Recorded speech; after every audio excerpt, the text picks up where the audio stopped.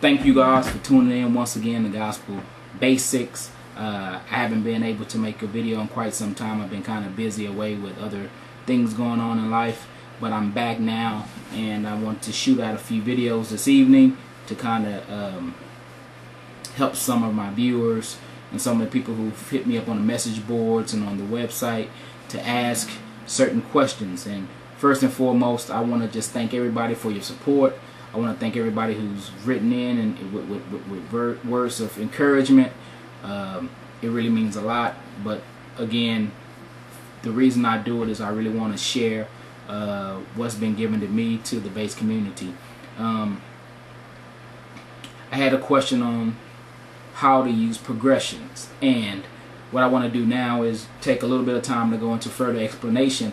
I did show how to create a major scale and a minor scale. I went into how to arpeggiate chords, but it was still kind of foggy to a couple of individuals.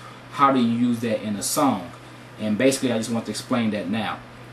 As far as chord progressions go, songs are made up of chord progressions, which means that you play a chord and then you move to another chord to make the song move or give the song movement, and the interval that is used from chord to chord is what makes up the chord progression.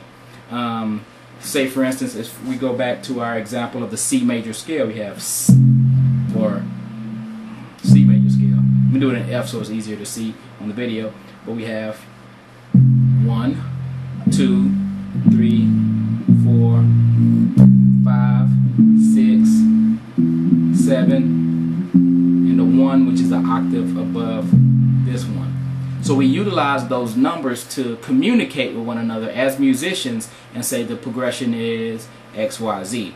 I think one of the questions that was asked is, how do you get to a place where you can hear these chord progressions or follow these chord progressions? And that's all about practicing and learning the different sounds that each interval makes. I think in my ear training, I did a very basic overview of how to train your ear, but hearing from 1 to 2 makes a certain sound, and it's distinct from 1 to 4, which is a different sound, or 1 to 7, or 1 to 7 below.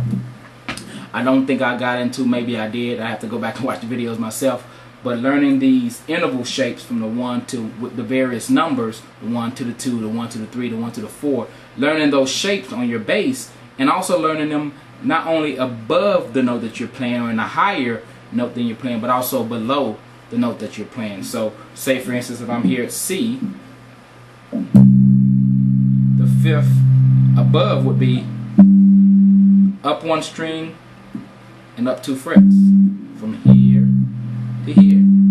But also the 5th below would be just up 1 string using the same fret. And you can see how that maps out, because that's the octave shape of, that's the 5. Use our octave shapes again that we talk about. That'll be the 5 below. So that's kind of what I want to go into tonight. I'm going to play a progression, but I really want y'all to listen for the 2-5-1, which a lot of people refer to as a 2-5-1 turnaround. You'll hear it a lot in music. And just the way that it's played, the accent that's put on it, the speed or the tempo that is moved, that is played in, will make it sound differently. But over time, by and large, the more you listen, the more you begin to hear these different intervals or these different progressions as the music moves. So I'm going to show a common progression. I don't even know off the top of my head what song uses it. I'm just going to play it. I know I play it sometime in some places, but I really want you to listen for that 2-5-1 turnaround. And I'm going to point it out, and hopefully that'll help you just to begin to hear that one turnaround, and then we'll add to that, and we'll do other things, but we're just going to focus in on that 2-5-1 for right now. So without further ado, I'm going to play it for you. We hear it F, so it goes 1, 7, 3, 2, 5, 1. And I'm going to finger it a little different. I just did it with the index finger to kind of show you where I'm moving. But it's from the 1, 7 below, 3, 2, 5, back to the 1. right?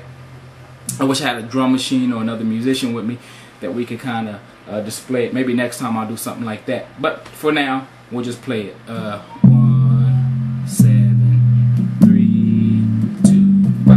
1, 7, 3, 2, 5. Remember we talked about in an earlier video how that 5 begs to be resolved at that 1, and how the 2 it likes to move to the 5.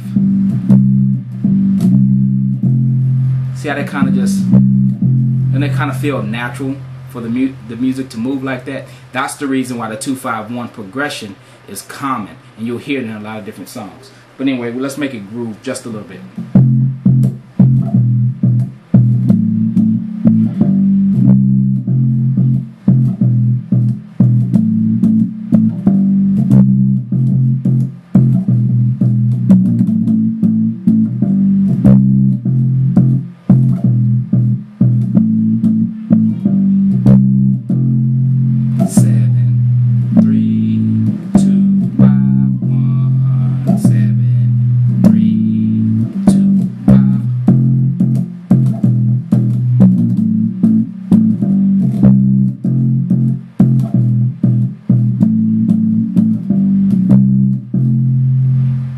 Progression.